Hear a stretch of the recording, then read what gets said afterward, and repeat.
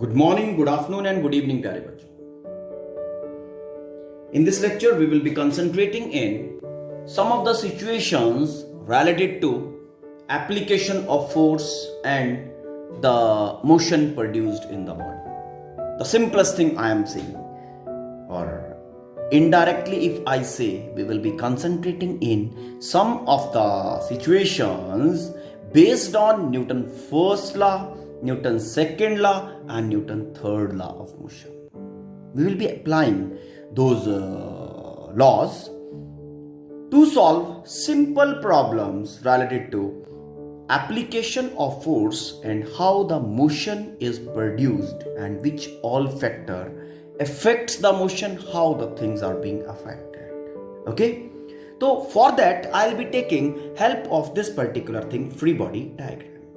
This free body diagram is a kind of methodology basically. ठीक है, what we do कि यहाँ पे हम जो bodies होती है ना सिस्टम में जिसके ऊपर फोर्स लग रहा होता है, we assume that particular body as a point body. The force is applied on the point body and that is accelerating. ठीक है ना? But when we don't have point masses, what we do? We concentrate in center of mass of the body. Now, if I ask you, what is center of mass of the body? ठीक है, तो center of mass basically एक concept है, okay, having studying of center of mass. ठीक है, उस center of mass होता क्या है?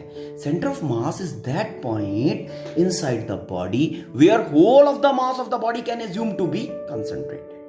मतलब it's a kind of thing using which हम extended bodies को एक point mass की term में point mass की तरह assume कर सकते हैं. Okay?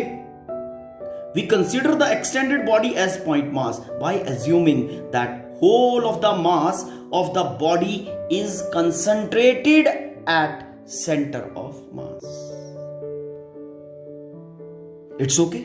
आराम से इसको पॉज करके रीड कर लो. ठीक है बेटा, चलो अब एक बड़ा सिंपल सा प्रॉब्लम हम लेते हैं. ठीक है ना? Let us see that particular problem. मैंने गलत वर्ड यूज किया. I will be saying situation. ठीक है ना? प्रॉब्लम तो वो होता है which we are unable to solve, है ना? बहुत सिंपल सा सिचुएशन है. Situation 1 is this is a frictionless floor. What I said? Frictionless floor. This is a body of mass m. Body of mass m. Placed on the floor. Okay? And we are applying a force F along the floor on the force F is applied. What will be the acceleration produced in the body? Very simple thing ना. आप सोच रहे होंगे कि देखो sir कितना simple problem दे रहे हैं, है ना? Yes, it's really simple. इसमें acceleration कहाँ होगा? Along the floor. Acceleration is along the floor. Okay? Now, motion के डायरेक्शन में जो भी फोर्स होगा that basically produces the motion. That basically is responsible for producing the motion, producing the acceleration. Okay, तो F यहां पे जो situation बना, F is equal to accelerating this way mass m, mass into acceleration. ये इसका equation of motion बनेगा in terms of force and acceleration. Very simple ना? Okay. Now let's take another situation. This body of mass m placed on a frictionless floor and force F is applied this way. Okay?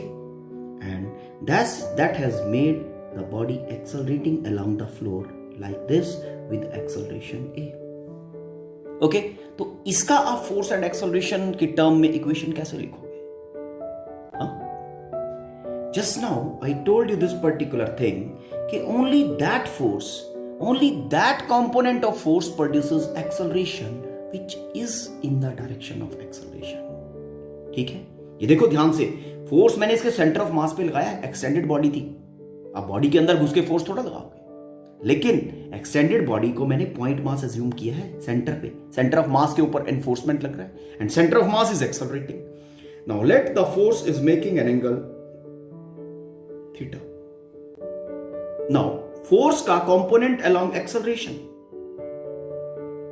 component of force along acceleration will be f cos theta. It's okay. Now force responsible for producing acceleration आपको पता चल गया, that is f cos theta, not f. f नहीं है. क्या f sin theta जो यहां पे होगा इसकी मोशन को इफेक्ट करेगा? Answer is no. क्यों? क्योंकि वो डायरेक्शन ऑफ मोशन के परपेंडिकुलर है. उस परपेंडिकुलर फोर्स का यहां पे इफेक्ट होगा ही नहीं. Clear?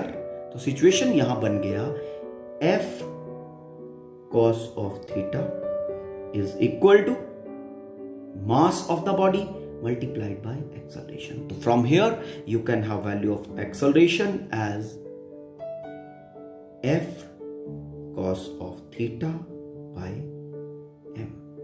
It's okay. Simple situation. Now let's take one more situation. Now again we have a frictionless floor. Okay, this is body of mass m.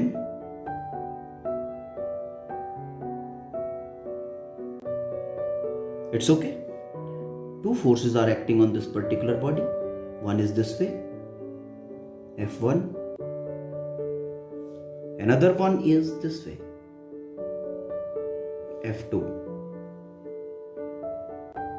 Okay, body is accelerating with acceleration A along the floor.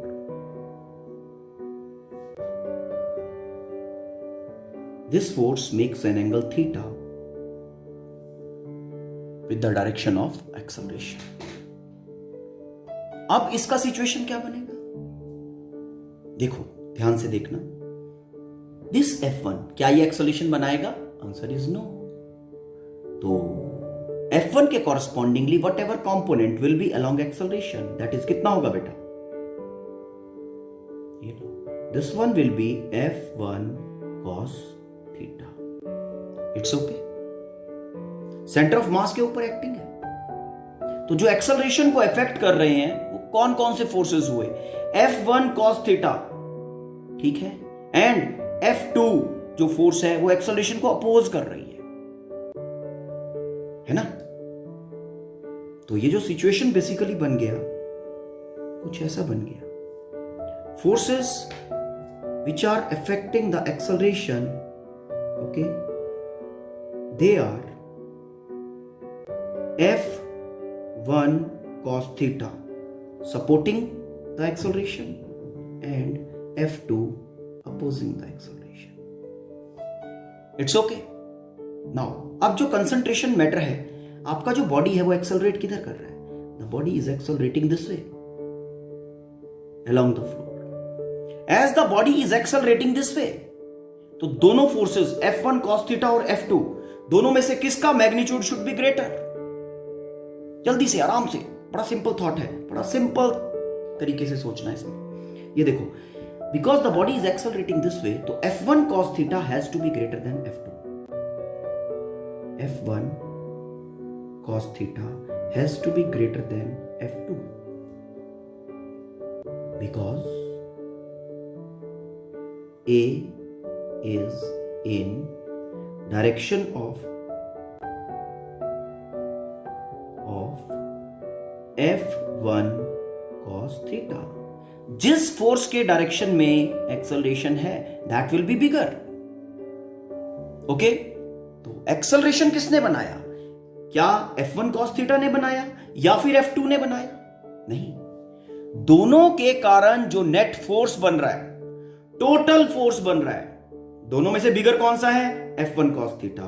F1 cos theta का कुछ part F2 neutralise कर देगा, oppose करके subtract करेगा ना इस force को, और जो रिजल्टिंग फोर्स होगी that will be producing an acceleration in the direction of net force. तो तो यहां पे आपको नेट फोर्स कैलकुलेट करना पड़ेगा। ठीक है, तो नेट फोर्स कितना बना बेटा? Now net force in the situation, total force basically is equal to bigger minus smaller. Bigger कौन सा है? F1 cos of theta minus F2। ये नेट फोर्स हो गया। अब नेट फोर्स किस डायरेक्शन में होगा? In the direction of bigger, that is in the direction of acceleration. तभी तो बॉडी इस डायरेक्शन में एक्सेलरेट कर रहा है। This net force only will be responsible for producing acceleration in mass m। तो mass m के अंदर acceleration produce कर दिया a। now from this equation and this equation, from 1 and 2,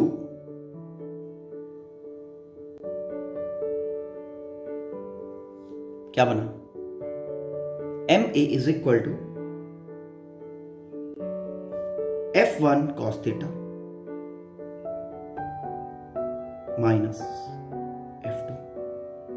okay, therefore acceleration is equal to f1 cos of theta minus f2 by mass। It's okay. ये आपका acceleration इस situation में आ गया। ध्यान सिर्फ क्या रखना है?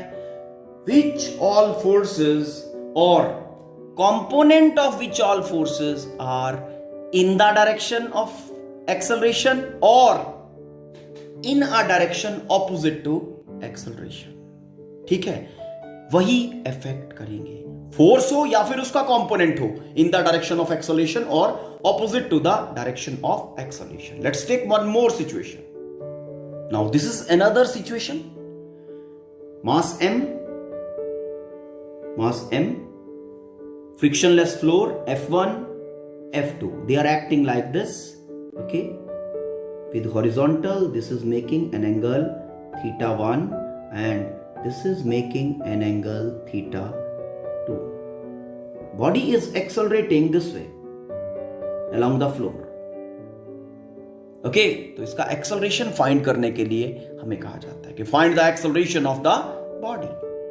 what I said, only those forces affect the motion which are in the direction of motion or opposite, okay, or they have a component in the direction of motion or opposite to the direction of motion।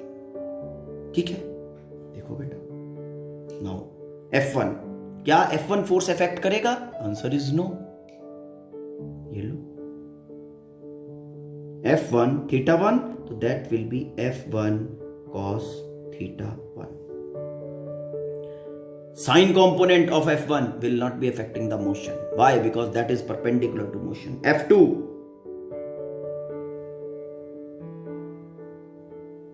will be F2 cos of theta 2। Okay? Sine component will not be affecting the motion. Why? Again, it is perpendicular to the direction of motion। It's clear? अब body is accelerating this way. Body के ऊपर कितना forces लग रहा है? Situation diagram को थोड़ा सा, ओके, डायग्राम के ऊपर लोड ज्यादा हो गया है ना। ये लो बेटा, ये आपका मास m।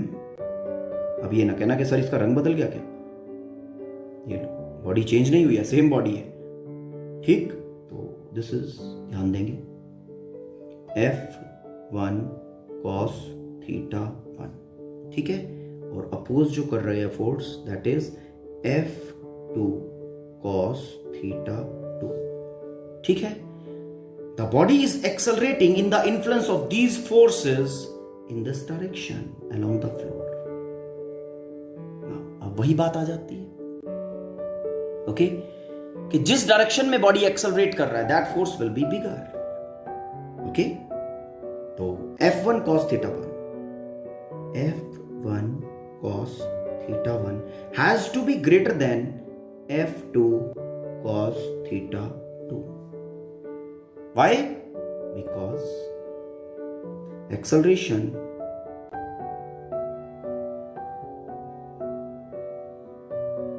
is along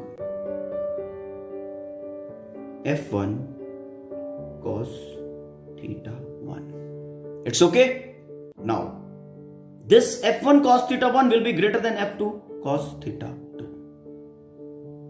ठीक है, तो नेट फोर्स आएगा, नेट फोर्स जो एक्सेलरेशन प्रोड्यूस कर रहा है बेटा बॉडी के अंदर, क्योंकि नेट फोर्स जो टोटल फोर्स होगा वही एक्सेलरेशन प्रोड्यूस करेगा ना, तो net force is equal to, net force किस डायरेक्शन में होगी, in the direction of bigger, will be equal to F1 cos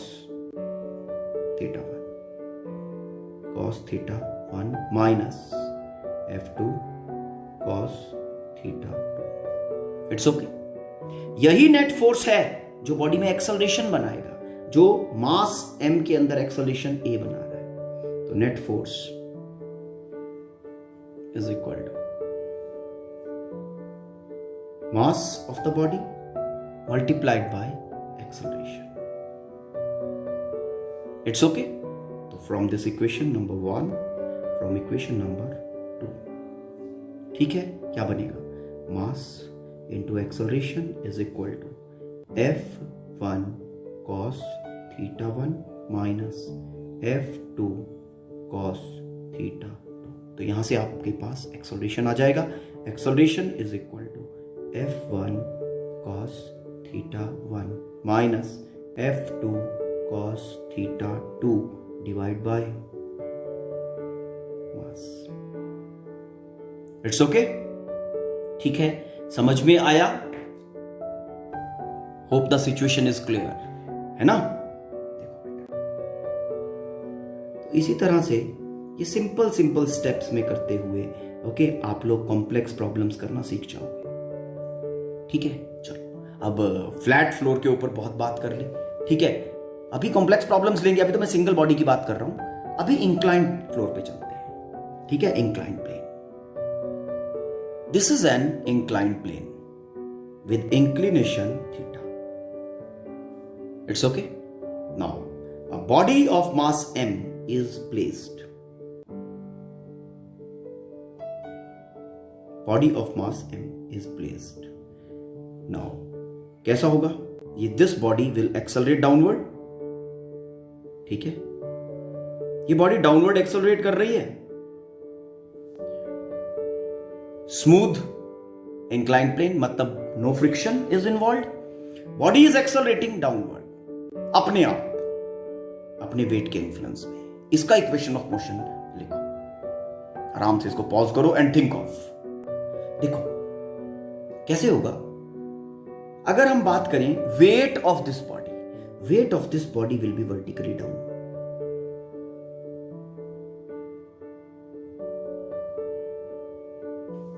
okay, weight of body कितना होगा, mg. It's done.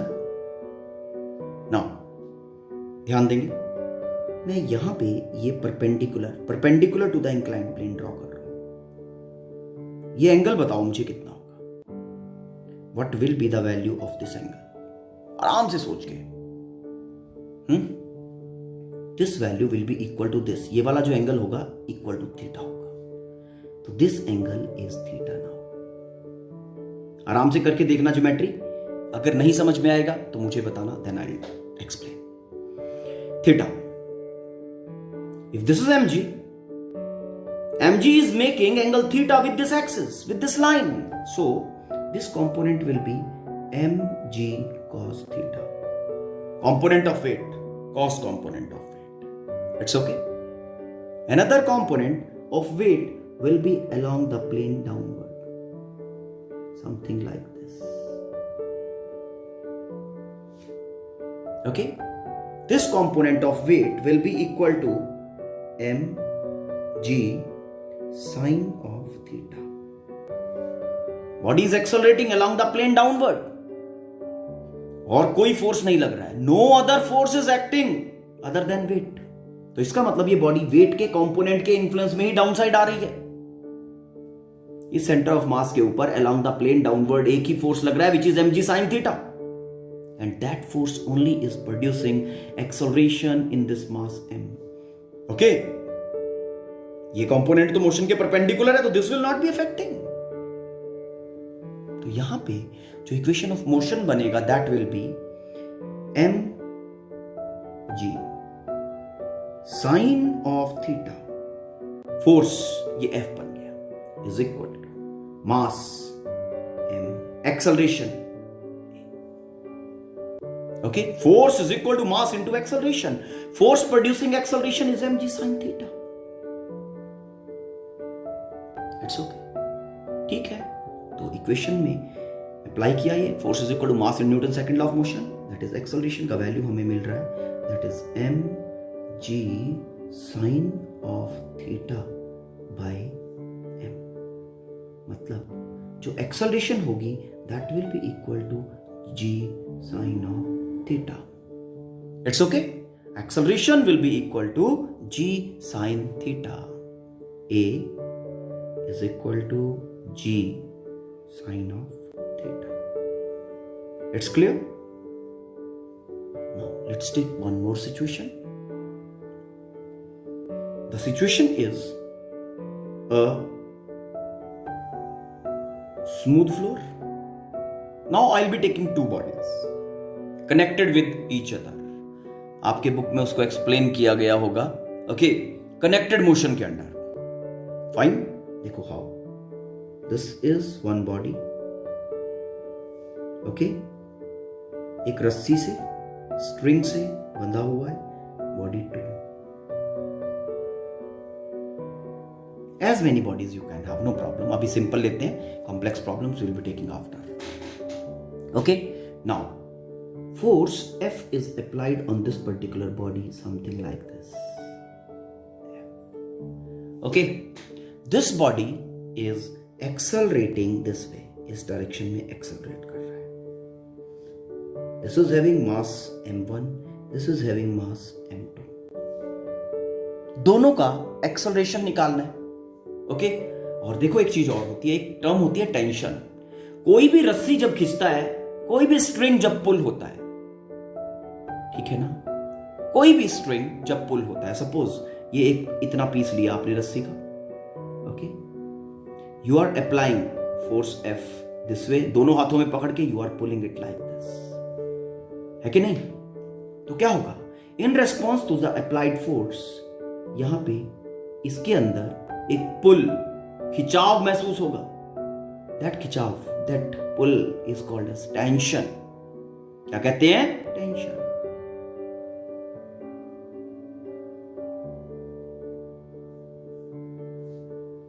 Got it?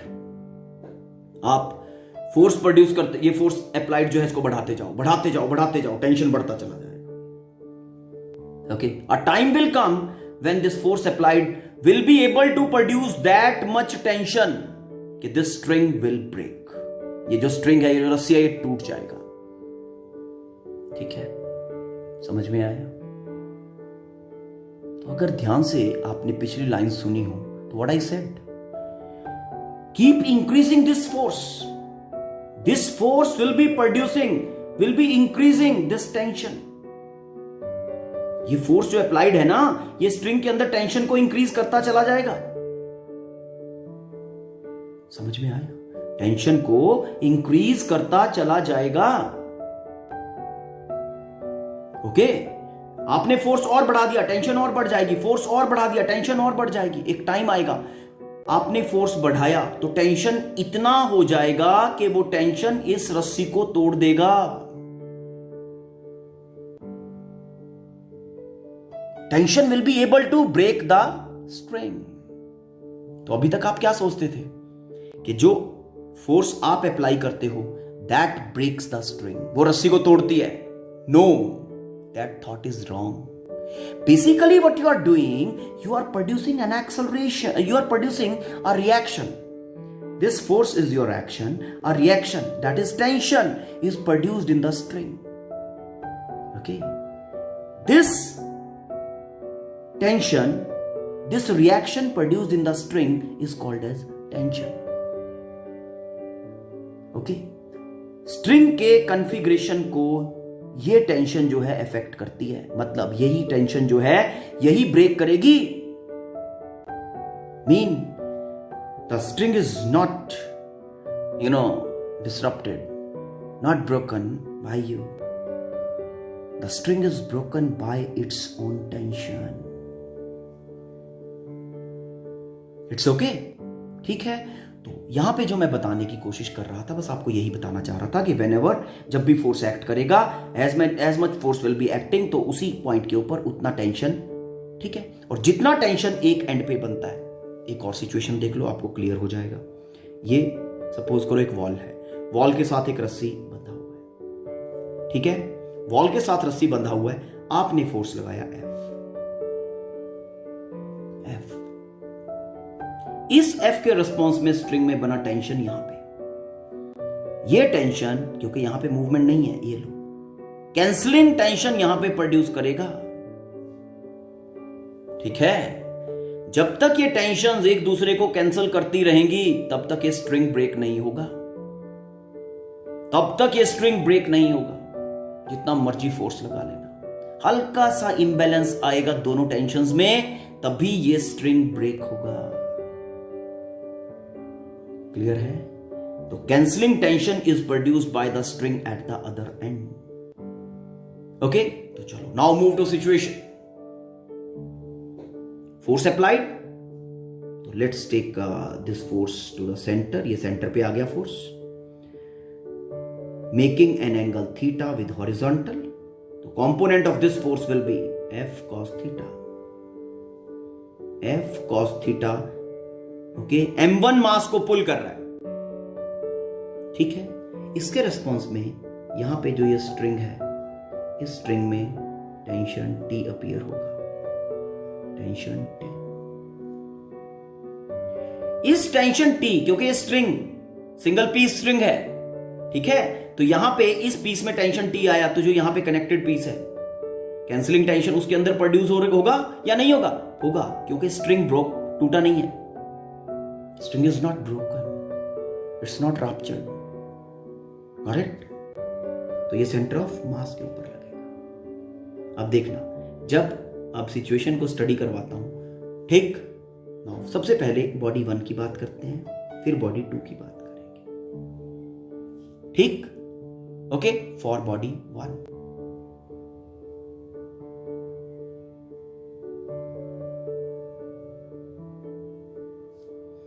F cos theta acceleration की direction में है, F तो नहीं है ना, एंड उसको अपोज कौन कर रहा है? टेंशन, ठीक है। अपोज कौन कर रहा है? टेंशन। तो दोनों में से बिगर कौन होना चाहिए? F cos theta should be bigger then tension, should be greater then tension. क्यों? क्योंकि acceleration is in the direction of F cos theta. तो नेट फोर्स कितना लगा इस बॉडी के ऊपर? बॉडी 1 के ऊपर net force is equal to F cos of theta minus tension. Oppose कर रहा है ना, और यही नेट फोर्स जो होगा, this will be producing acceleration in forward direction. Net force का डायरेक्शन इसी डायरेक्शन में होगा, क्योंकि F cos theta is greater then T. तो नेट इज इक्वल टू कितना? नेट फोर्स इन दोनों से आया, और यही नेट फोर्स मास m के अंदर, m1 के अंदर एक्सेलरेशन a प्रोड्यूस कर रहा है। पूरा system together is going like this. तो ये आपके पास इक्वेशन बन गया यहां पे। इन दोनों को, क्योंकि नेट फोर्स है, तो दोनों को इक्वालिटी में ले आओ। m1a is equal to f cos theta minus t। ये आपका फर्स्ट बॉडी के लिए इक्वेशन बन गया। It's okay. Now for body 2. For body 2.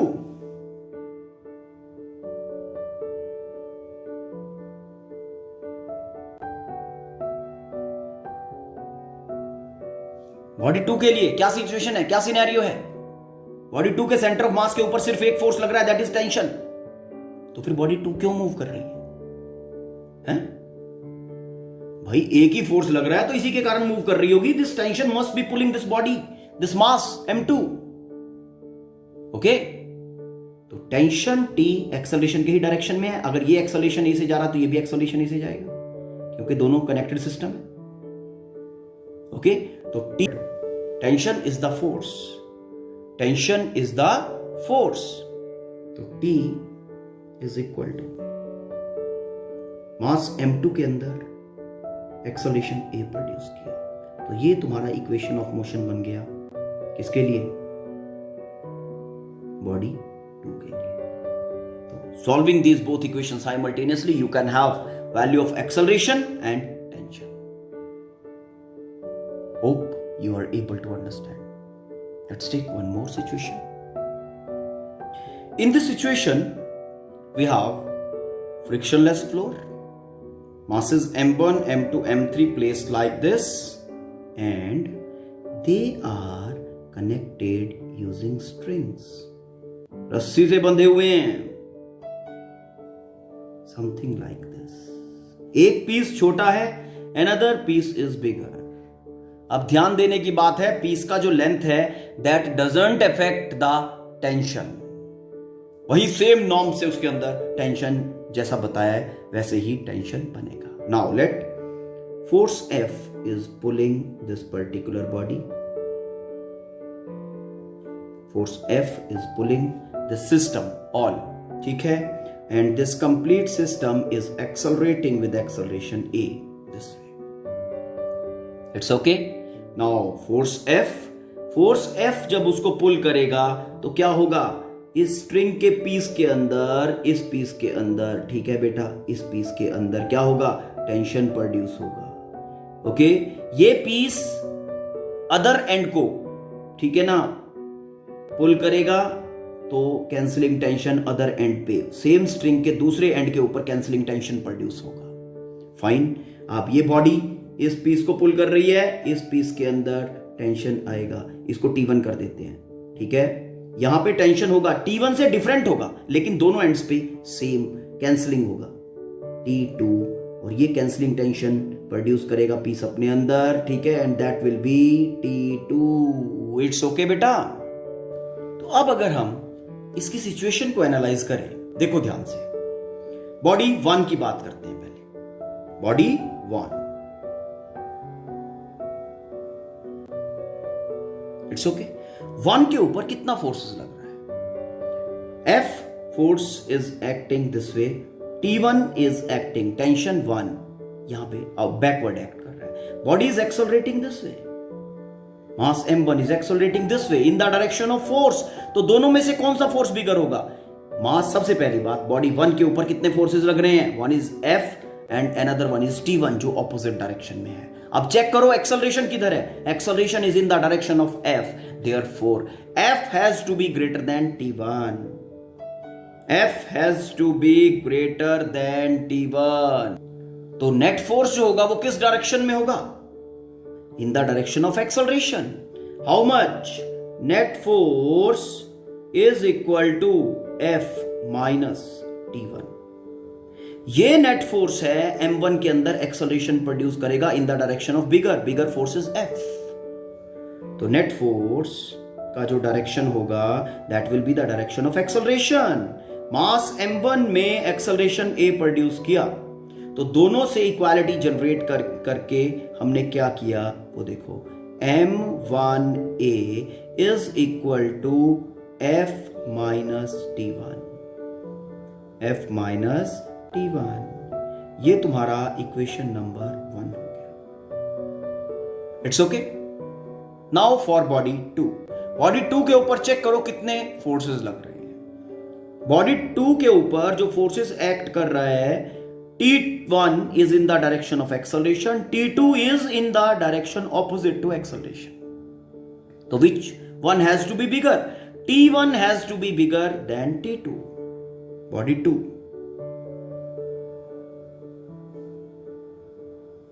okay, T1 has to be greater than T2. Why?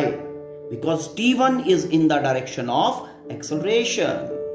तो नेट फोर्स कितना बनेगा? T1 is bigger than T2, तो T1 minus T2 net force. Therefore net force is equal to T1 minus T2, और यही net force होगा जो इस मास m2 में एक्सेलरेशन प्रोड्यूस करेगा इन the direction of net force. Okay, net force will be producing, okay, mass m2 में acceleration A। It's okay. तो ये जो सिचुएशन बना इसका वो बनेगा बेटा, क्योंकि नेट फोर्स, यही नेट फोर्स एक्सेलरेशन ये बना रहा है, तो m2a is equal to t1 minus t2। It's clear? बहुत सिंपल है, बहुत सिंपल बेटा, देखो ध्यान से। ठीक, नाउ बॉडी थ्री के ऊपर कितने फोर्सेस लग रहे हैं? Only one force is acting in the direction of acceleration. तो वही फोर्स एक्सेलरेशन प्रोड्यूस कर रहा होगा, क्योंकि एक्सेलरेशन का भी डायरेक्शन वही है, सेम t2 वाला। ओके, तो बॉडी 3 के लिए t2 is equal to m3 into a, force is equal to mass into acceleration for body 3।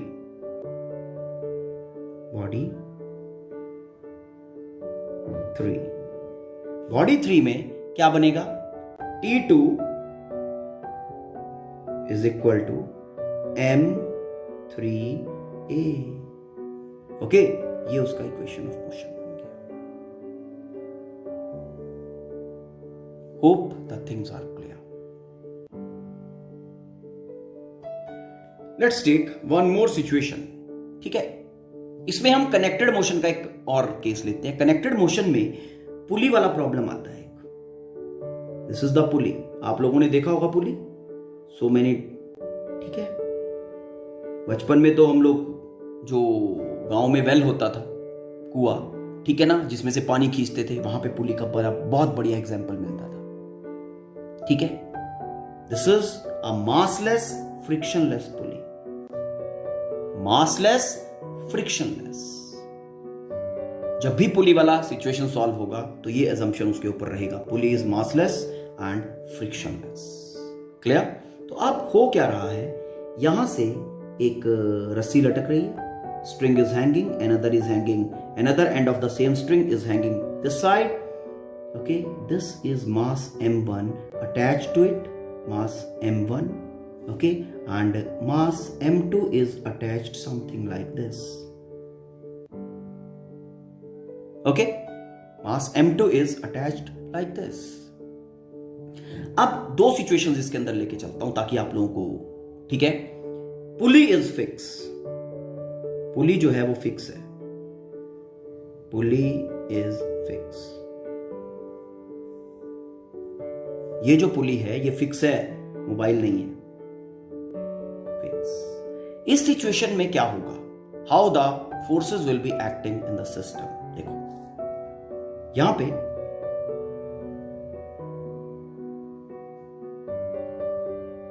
m1g vertically down, wait, m1g के रिस्पॉन्स में यहां पे टेंशन आएगा T1। पुली मूव नहीं कर रही है तो ये रस्सी भी मूव नहीं करेगा, तो ये एंड स्टेबल एंड होगा, मूव नहीं कर रहा है, तो यहां पे ओके कैंसलिंग टेंशन आएगा कितना? T1। It's okay. ये लो, नट बोल्ट टाइट करके इसको फिक्स कर रखा है। यहां पे फोर्स डाउनवर्ड विल बी कितना? m2g। It's okay. और ये लो T2। ठीक है, cancelling tension at the other end, ये लो T। It's okay. ठीक है, ये T1 था, ये सिंगल पीस है, तो T1 इसने कैंसिल कर दिया, T2 इसने, कैंसिलिंग टेंशन दोनों आ गई। तो अगर आप इसका बॉडी 1 का और बॉडी 2 का इक्वेशन लिखो, बॉडी 1 के लिए कैसे लिखोगे? बॉडी 1 में because there is no motion, rest पे है, तो net force should be equal to 0, m1g should be equal to T1। m1g will be equal to T1। यहां से टेंशन आ जाएगी आपके पास, ये वाले पीस में कितना टेंशन है। बॉडी 2 के लिए, बॉडी 2 में क्या है? ये भी रेस्ट पे है, तो नेट फोर्स 0 होना चाहिए, m2g should be equal to T2।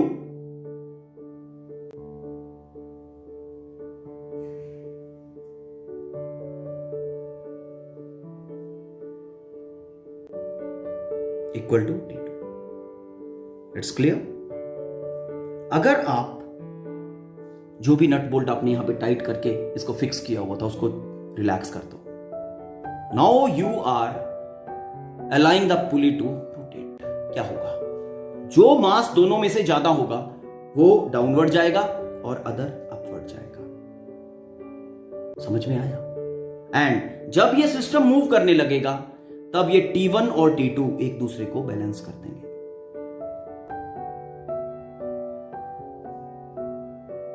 समझे? What I said? पुली को अनफिक्स कर दिया. Pulley is able to rotate now. जब pulley is able to rotate तो दिस T1, ये यहां पे इसको T कहते हैं, T1 will be equal to T, तो ये भी T होगा, T2 भी T होगा और ये भी T होगा. मतलब when this string will be moving, जब ये बॉडीज एक्सेलरेट करेंगी डाउनवर्ड या अपवर्ड, तो ये टेंशंस जो दोनों पीसेस में अलग अलग हैं, ये दोनों एक दूसरे को बैलेंस कर लेंगी. समझ में आया? ओके, तो let's take that situation also. Similar situation जैसा प्रीवियस में था. डिफरेंस क्या है कि ये वाला जो पुली है, ये वाला जो मास है, this is accelerating downward, okay, और ये वाला is accelerating upward. It's okay. तो if this is accelerating down और दिस इज एक्सेलरेटिंग अप, दोनों में से कौन सा मास ग्रेटर होगा बेटा? बोलो जल्दी से. Think of. ये डाउनवर्ड जा रहा है, it means M1 is greater then M2. M1 greater than M2. Okay, तो फोर्सेस का कॉम्बिनेशन किस तरह से वर्क करेगा वो देखो. सेंटर ऑफ मास के ऊपर M1G. It's okay. यहां पे टेंशन आएगा, ठीक है. इस पीस पे कैंसलिंग टेंशन आएगा T, ठीक, because the string is moving. तो यहां पे जो टेंशन आएगा वो भी यही T होगा, सेम. और यहां पे जो टेंशन बनेगा दैट विल बी T. दोनों टेंशन बराबर होंगे. Downward will be equal to M2G. अब आप मुझे ये पूछ सकते हो कि सर आपने ये एंड्स वाले क्यों नहीं लगाए? मुझे जरूरत ही नहीं है. अब मैं क्या एज्यूम कर रहा हूं, देखो ये टेंशन है, इसका कैंसलिंग टेंशन स्ट्रिंग के अंदर यहां पे प्रोड्यूस हो गया. दोनों ने एक दूसरे को कैंसिल कर लिया. बेसिकली तो यहां पे और यहां पे आएगा, ठीक है, वो कैंसलिंग होते हैं, बट क्यों? ठीक है, तो हमने इसको बना दिया कैंसलिंग टेंशन, कोई प्रॉब्लम नहीं. ठीक है, इस तरह से कर सकते हैं. Body 1, body 2. बस ये ध्यान देना है कि जब ये स्ट्रिंग मूव कर रहा है तो ये tensions will be balanced. Tensions क्या करेंगी? बैलेंस कर जाएंगी. ठीक है, ओके. टेंशन बेसिकली क्या करती है? स्ट्रिंग को तंग कर रही होती है, क्योंकि स्ट्रिंग को तोड़ कौन रहा है? स्ट्रिंग को ब्रेक कौन कर रहा है? टेंशन. इस कारण से कौन टूटना चाहता है? कोई भी टूटना नहीं चाहता बेटा, ठीक है. तो जब वो टूटना नहीं चाहता तो वो क्या करेगा? जो टेंशंस उसको इम्बैलेंस, मतलब जो ये टेंशंस बैलेंस में नहीं थी तो ये इसको तंग कर रही थी, नेट टेंशन थी इसके अंदर, टूटने का प्रोबेबिलिटी बन रहा था, तो ये इसने क्या किया? टेंशंस को बैलेंस कर दिया. ओके, मतलब ऐसा सोच सकते हो आप कि ये स्ट्रिंग जब फिक्स थी, मूव नहीं कर रही थी, तो इसमें टेंशन था. इसने मूव करने की कोशिश की, इसकी टेंडेंसी मूवमेंट वाली आई, क्यों? In order to balance the tension. ऐसा सोच सकते हो, कोई प्रॉब्लम वाली बात नहीं है. ठीक है, तो बॉडी 1 की पहले बात करते हैं. Body 1, body 1. बॉडी 1 के लिए क्या होगा? How many forces are acting on body 1? M1G downward, T upward. Okay, body is accelerating down, it means M1G has to be greater than T. M1G has to be greater than T. तो net force कितना? Net force will B M1G minus tension. किस direction में इस net force? ये net force भाई acceleration downward है, तो M1G bigger than T है, तो बिगर के ही डायरेक्शन में होगा ना, डाउनवर्ड. उसी डायरेक्शन में एक्सेलरेट कर रहा है. Net force is equal to M1 into A. It's okay. अब ये दोनों इक्वल कर दो. इक्वेशन इसका बन गया M1A is equal to M1G minus T. Body 1 के लिए इट्स ओके, ठीक है। नाउ फॉर बॉडी 2, बॉडी 2 के ऊपर देखो एक्सेलरेशन अपवर्ड, कितने फोर्सेस लग रहे हैं, tension and m2g, tension and m2g। तो क्या होगा, tension has to be bigger than m2g, तो नेट फोर्स कितना बना, टेंशन माइनस m2g, क्योंकि एक्सेलरेशन अपवर्ड है तो नेट फोर्स का डायरेक्शन एक्सेलरेशन के डायरेक्शन में होगा। बॉडी 2,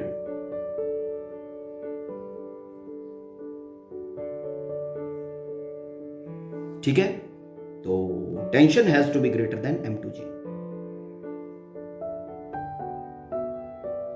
ओके, तो नेट फोर्स कितना बना, net force is equal to tension minus m2g। It's okay. Now this net force will be accelerating the body upward. Okay, तो ये नेट फोर्स बेटा बन गया, net force is equal to m2a। It's okay, तो net force दोनों बराबर कर दो, दोनों को इक्वेट करके we are getting m2a is equal to t minus m2g। तो बॉडी 1 और बॉडी 2 दोनों के लिए इक्वेशन आ गया। ओके, दोनों को साइमल्टेनियसली सॉल्व करके दोनों को ऐड करो और प्रोसेस कर लो। ओके, आप लोग एक्सेलरेशन भी फाइंड कर सकते हो और टेंशन भी फाइंड कर सकते हो। ओके, वो सिंपल मैथमेटिक्स है, you will be able to do that. Clear? This is one more situation will help you to understand the things in a better way now. Okay, frictionless floor, massless and frictionless pulley, m1 m2 m3 इस तरह से रस्सी से बंधे हुए हैं, string से बंधे हुए हैं। Okay, and this whole of the system is accelerating this way, m1 is going this way, if this is going this way, तो ये जो m2 है आपका, ये m2 और m3 ये इस तरह से एक्सेलरेट करेंगे। इट्स ओके, इनका इक्वेशन ऑफ मोशन आपको लिखने के लिए कहा जाता है। ठीक है, आपको कहा जाता है कि पार्ट, ये वाला जो पार्ट है, इस पार्ट के अंदर जो टेंशन बन रहा है वो T1 बन रहा है, फाइंड वैल्यू ऑफ T1। इस पार्ट के अंदर जो टेंशन बन रहा है वो T2 बन रहा है। Okay, find tension T2 and also find the value of acceleration. Okay, ठीक है, तो क्या करोगे, देखो बेटा, द थिंग्स विल बी, यहां से शुरू होगी कहानी। ये देखो, मास है तो उसका वेट m1g, ठीक है, वेट आ गया। वेट के रेस्पॉन्स में यहां पे टेंशन उसने पहले ही डिफाइन कर दिया कि जी T1 है, तो आप सिचुएशन पे जहां पे टेंशन है वहां लगाना है। इसके सेंटर ऑफ मास के ऊपर टेंशन आ गया। अब दूसरा एंड ऑफ द स्ट्रिंग यहां पे है, तो यहां पे कैंसलिंग टेंशन बनेगा या नहीं बनेगा, सेंटर ऑफ मास पे यहां पे कैंसलिंग टेंशन बना दिया। कितना टेंशन था दूसरे एंड पे, T1, तो कैंसलिंग टेंशन यहां कितना बनना चाहिए, T1। बेसिकली यहां पे और यहां पे दोनों बनेंगे, पर ये मूविंग है तो T1 T2 मैंने वो कंसीडर कर लिया। उसके बाद आफ्टर दैट इस पीस के अंदर टेंशन बनी T2, मतलब ये मास M2 जब आगे मूव करेगा तो स्ट्रिंग पुल होगा, स्ट्रिंग पुल होगा तो this tension T2। It's okay, cancelling tension at the other end, ये लो T2 सेम, तभी तो कैंसिल होके नेट टेंशन 0 बनेगा। अब इसका इक्वेशन ऑफ मोशन लिखें स्ट्रेट फॉरवर्ड। अब आपको क्योंकि समझ में आ गया तो मैं आराम से इसको सीधा सीधा लिखूंगा। अब now I not be going into details of. देखो, बॉडी 1 के लिए m1g downward, body downward accelerate कर रही है। कितने फोर्सेस बॉडी 1 पे, m1g and T1।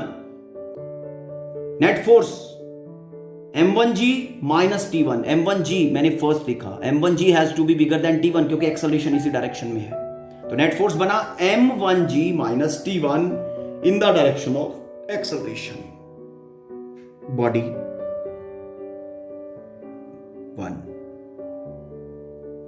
1 acceleration downward, तो नेट फोर्स बना m1g minus T1 is equal to m1g minus T1। Okay, m1g acceleration के डायरेक्शन में, T1 अपोज कर रहा है, m1g बिगर है तभी तो एक्सेलरेशन इस डायरेक्शन में है, तो m1g minus T1 net force आ गया। नेट फोर्स मास m1 को डाउनवर्ड एक्सेलरेट कर रही है, m1 A. It's okay. This is your equation number 1 for body 1. It's okay. Now body 2. Body 2. Body 2 के लिए सिचुएशन देखो अब. बॉडी 2 ये रहा आपका. T1 एक्सेलरेशन के डायरेक्शन में है, T2 एक्सेलरेशन के अगेंस्ट है. बॉडी T1 के डायरेक्शन में एक्सेलरेशन कर रही है, इस कारण से T1 has to be greater than T2. Body 2 के ऊपर दो ही फोर्सेस लग रही हैं, one is T1 and other one is T2. दो इसके सेंटर ऑफ मास पे दो ही है. Okay, because acceleration is in the direction of T1, तो T1 has to be greater than T2. तो नेट फोर्स कितना बना? T1 minus T2. T1 minus T2. This will be equal to mass M2, acceleration आगे की तरफ करेगा. ठीक है, M2A number 2. It's okay. Now body 3. Body 3. Okay, body 3 में क्या बनेगा? बॉडी 3 में सिर्फ एक फोर्स लग रहा है, दैट इज T2. वो T2 मास M3 को एक्सेलरेट कर रहा है A एक्सेलरेशन के साथ. तो acceleration and T2 both are in same direction. तो क्या बना? T2 is equal to M3 into A. It's okay. This is number 3 equation. यहां से T2 का वैल्यू उठा के इसमें डालो. ठीक है, T1 आ जाएगा. पहले T2 का वैल्यू आ गया, फिर यहां पे T1 आ जाएगा. T1 का वैल्यू इसमें डालो. T1 का वैल्यू जब इसमें डालोगे तो एक्सेलरेशन का वैल्यू आ जाएगा. ठीक है, आपको फाइंड करना है. यहां पे देख लो ध्यान से. T1 फाइंड करना है, T2 फाइंड करना है एंड एक्सेलरेशन फाइंड करना है. ओके, ये फाइंड करने हैं. It's okay. See next situation, frictionless inclined plane. Okay, body यहां पे पुली लगा हुआ है. This is your mass M1.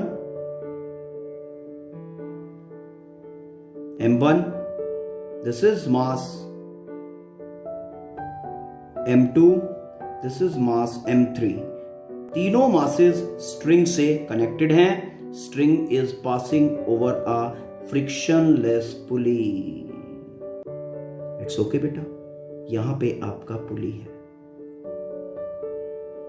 ठीक, समझ में आया situation? It is given that इस पीस के अंदर टेंशन T1 बन रही है और इस पीस में टेंशन बन रही है T2. ठीक है, system is accelerating like this. अगर ये यहां से एक्सेलरेशन इस तरह से है तो ये अलोंग इंक्लाइंड प्लेन ऊपर जा रहा होगा सारा. एक्सेलरेशन का वैल्यू भी फाइंड करना है, T1, T2 एंड एक्सेलरेशन. मैं इसके इक्वेशन लिख देता हूं. ठीक है, तो आप एनालाइज कर लेना. देखो ध्यान से. M1G डाउनवर्ड, टेंशन T1 यहां पे, कैंसलिंग टेंशन T1 यहां पे, other end of the string pull हुआ, इसमें आई tension T2, cancelling tension at the other end. ये लो T2. पता चल गया? ठीक है, बॉडी 1 के ऊपर कितने फोर्सेस लग रहे हैं? M1G and T1. Accelerating downward, तो M1G will B bigger than T1. तो बॉडी 1 के लिए नेट फोर्स डाउनवर्ड है, तभी तो डाउनवर्ड एक्सेलरेशन हो रही है. M1G minus T1 is equal to mass M1 is accelerated with acceleration A. ठीक है ना, in the direction of net force, that is M1A. Equation number 1. M1G minus T1 is equal to M1A. Body 2. Body 2 second body के लिए. Second body के लिए देखो ध्यान से, कितने फोर्सेस लग रहे हैं बेटा?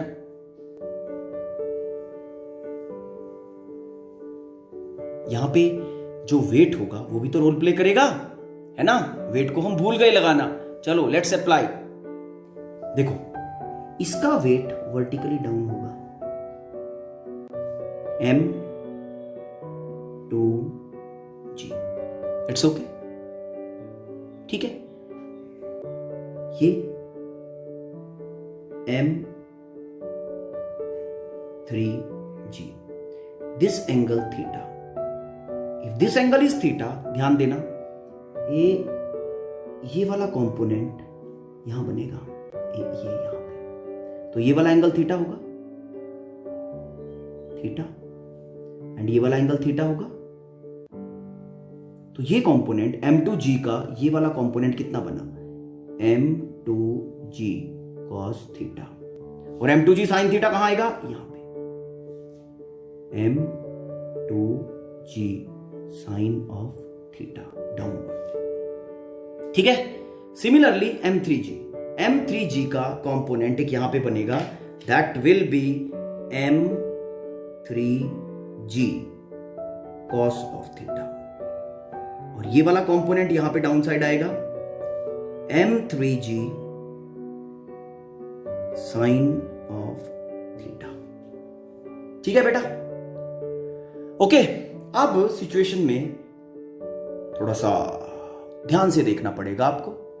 एक्सेलरेशन इस सेकंड बॉडी का इस डायरेक्शन में हो रहा है, इसका मतलब T1 इज ग्रेटर देन, जो प्लेन के पैरेलल, इंक्लाइंड प्लेन के पैरेलल, ओके, इंक्लाइंड प्लेन के पैरेलल जो अपवर्ड फोर्स है T1 वो बड़ी होगी, that will be greater than the backward forces. That is, backward forces कौन कौन सी हैं, T2 and T2 plus m2g sin theta.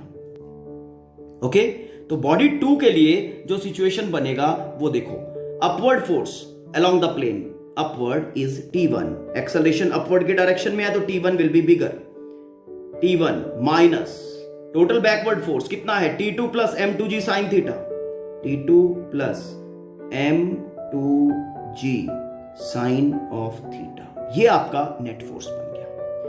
ये नेट फोर्स क्या करेगा, यही नेट फोर्स होगा जो मास m2 में एक्सेलरेशन बनाएगा अपवर्ड, तो m2a। It's okay, it's okay, ये आपका इक्वेशन नंबर 2 बन गया। क्लियर है? अगर इसको रीराइट करते हैं तो ये नेगेटिव इनसाइड चला जाएगा, T1 minus T2 minus m2g sine of theta is equal to m2a, number 2 equation. ठीक है, नाउ बॉडी 3, बॉडी 3 का क्या सिनेरियो है वो देखो।